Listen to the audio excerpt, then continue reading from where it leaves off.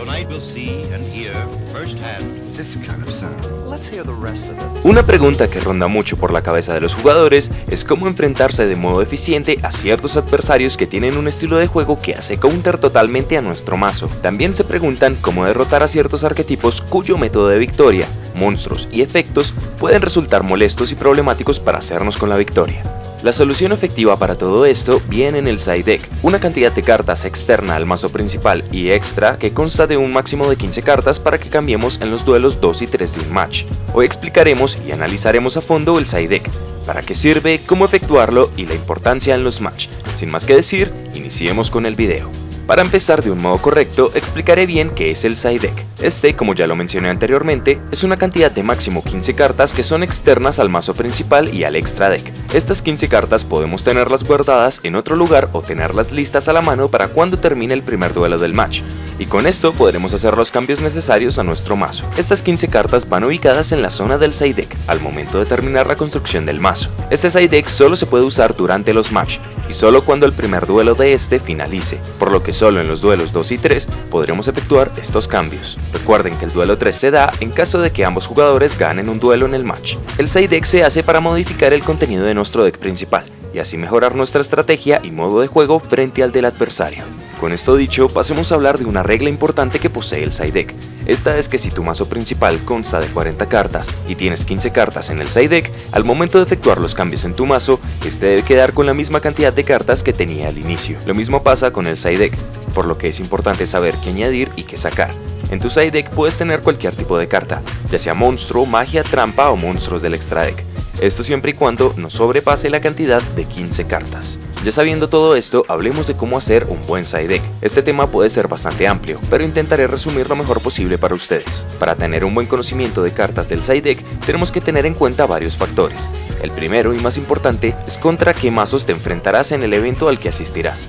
Ya sea si vas a un regional o a algún torneo local, sabes que habrá mucha diversidad de mazos y posiblemente te encuentres jugadores meta, por lo que es importante que hagas un estudio tanto de los mazos de tu localidad como del meta actual, para tener más facilidad a la hora de elegir tu side deck. Si por ejemplo hablamos del meta actual, tenemos que las Trickstar junto con las Sky Striker y Gouki son lo más certero en el metagame. Por ende, podemos trabajar nuestro side deck en torno a estos mazos. Por ejemplo, para las Trickstar podríamos guardarnos cartas que eviten daño de efecto, para las Sky Striker cartas que eviten el uso de magias y para los Gouki algunas cartas que limiten invocaciones. Con esto podemos jugar más en torno a la disrupción y evitar que el adversario pueda plantar su campo y jugadas certeras con facilidad. Una vez estudias el meta, el siguiente paso es estudiar tu mazo.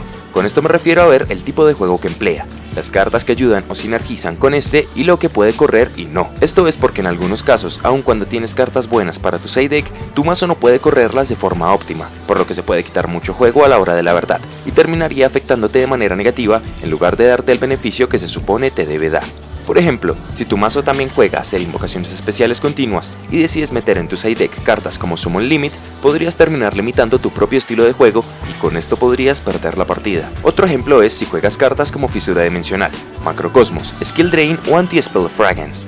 Estas cartas en sí son bastante buenas para detener el juego oponente, pero a su vez pueden afectar el tuyo, así que debes meditar bien las cartas a meter en el side deck y ver si tu mazo puede jugarlas cómodamente o no. Si tu mazo se basa en muchas trampas y pocas o nulas magias, puedes jugar sin problemas cartas como Imperial Order o Anti-Spell Fragrance, ya que tu método de juego no se verá afectado. Por otro lado, si juegas muchas magias y nada de trampas, podrías considerar meter Royal Decree o hasta Jinzu para detener a los mazos que abusen de sus trampas, al igual que monstruos como Denko-Seka o cartas como Red Reboot. Si juegas con tus cartas de mano y campo sin casi tocar el cementerio, Fisura Dimensional, Macrocosmos y hasta Dark Law con el cambio de Máscara 2 puede ser lo tuyo. Mientras que si tu mazo es veloz y consistente, podrías jugar alguna de las Solemn o negadores de invocación o efectos como Dark Bribe, Red Reboot e Infinite Impermanence. Ya habiendo estudiado tu estilo de juego y tu mazo, no nos queda más que ver las cartas que meterás en el side, y aquí muchos pueden encontrar problemas al no saber cuántas cartas meter y contra qué mazos. Una solución simple y efectiva que yo he encontrado es separar tu side deck en 3 categorías. Estas 3 categorías pueden ser los 3 mazos más problemáticos del meta o pueden separarse por estilos de juego de los diferentes arquetipos. Esto ya queda a decisión de ustedes, pero al final ambas separaciones no dan mucha diferencia. Una vez separadas las categorías, elegiremos 5 cartas para enfrentar a dicha categoría. Por ejemplo, me enfrentaría a mazos Trickstar, por lo que meteré en mi side deck una One Day of Peace junto con un dragón de material de primera y 3 Infinite Impermanence. Por otro lado, sé que habrán jugadores Gouki, por lo que meteré 3 Summon Limit y 2 Torrential Tribute. Ya por último, sé que las Altergeist me dan miedo, por lo que 3 Red Reboot y 2 Royal Decree serán la mejor opción para detenerlas. Todo esto es solo un ejemplo, ojo. Hay cartas que pueden ser más útiles a la hora de detener a los arquetipos molestos, y todo esto ya queda a su elección. Con esto vemos que la separación por categorías o mazos problemáticos es una buena forma de manejar tu side deck. Sin embargo, hay otra forma de manejarlo que ya viene más de la mano con el modo de empleo de tu mazo, y las cartas que pueden hacer sinergia con este. Por ejemplo, si vemos que el mazo enemigo es lento, pero que puede llegar a molestar si inicia primero, podremos meter cartas que nos permitan agilizar nuestros combos y jugadas para establecer campos rotos en turnos tempranos del juego, y así evitar la disrupción enemiga.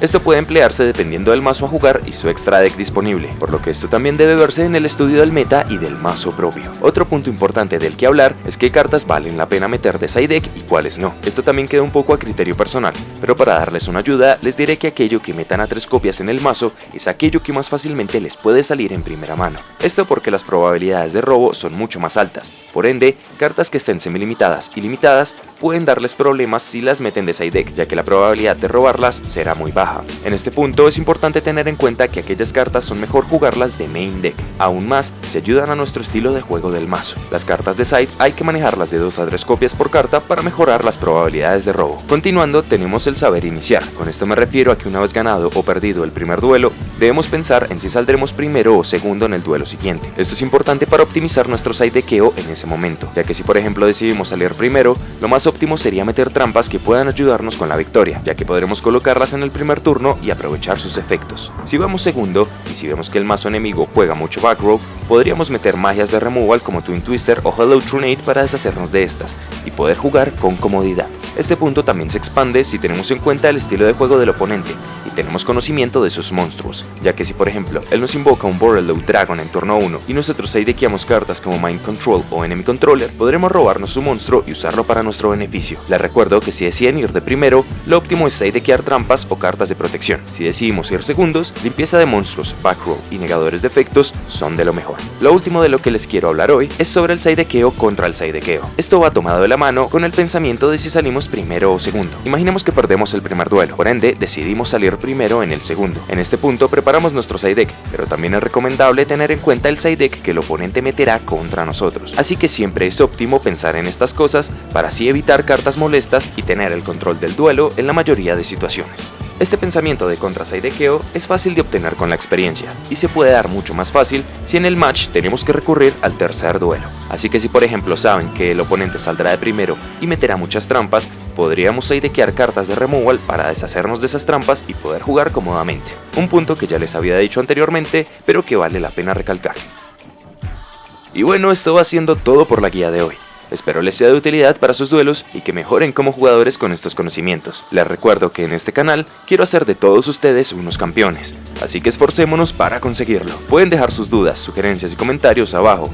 En la descripción les dejo los enlaces a nuestras redes sociales y demás para que puedan ver nuestro contenido. Un saludo enorme y nos vemos en la próxima. ¡Hasta luego!